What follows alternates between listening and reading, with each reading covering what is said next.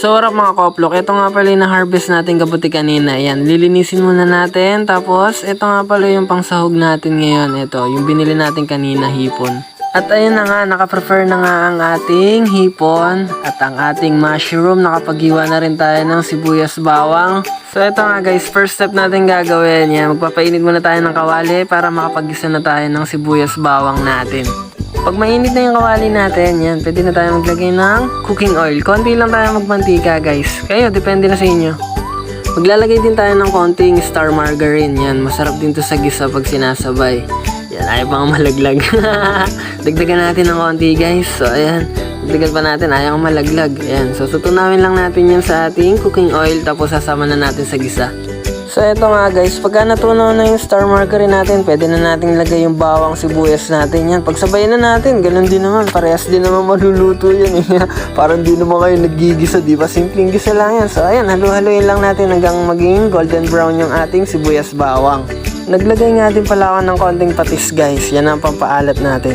Naglagay din ako ng konting sili, yan, mahilig kasi sa sili, spicy tayo, di ba? So hot, panits! Pagkatapos pala natin igisa yung mga ricado natin, yan, pwede na nating isabay yung ating mushroom na na-harvest kanina. Yan, first time ko lang guys makakatikim nito. Sabi nila kinakain daw, so pupudripin natin to. Tingnan natin kung ano magiging resulta sa atin kung magiging zombie tayo.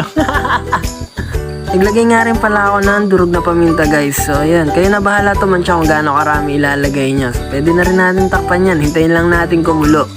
So ito nga guys, habang naghihintay tayo ng pagkulo ng niluluto natin, meron ditong pansit-pansitan. Kinakain daw to guys eh. So first time lang din ako makakain nito. So kinakain naman daw, nature food trip naman tayo.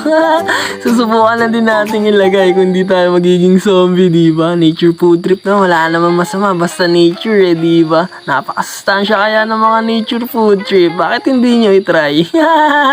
At pag kumulo na nga guys, yan, pwede na nating ilagay yung ating sahog. Yan, ito ang sahog natin ngayon, yung binili nating hipong kanina. Yan, halu-haluin lang natin guys.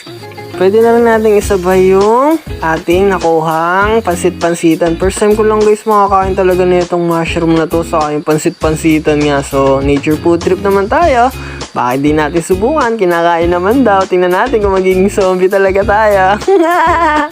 So ito nga guys, mukhang luto na ang ating menu for today. Yan, ano kaya tatawag natin sa menu na to? Zombie spicy menu. Yan, halo-haloin lang natin. So plating na tayo guys. Pwede na to.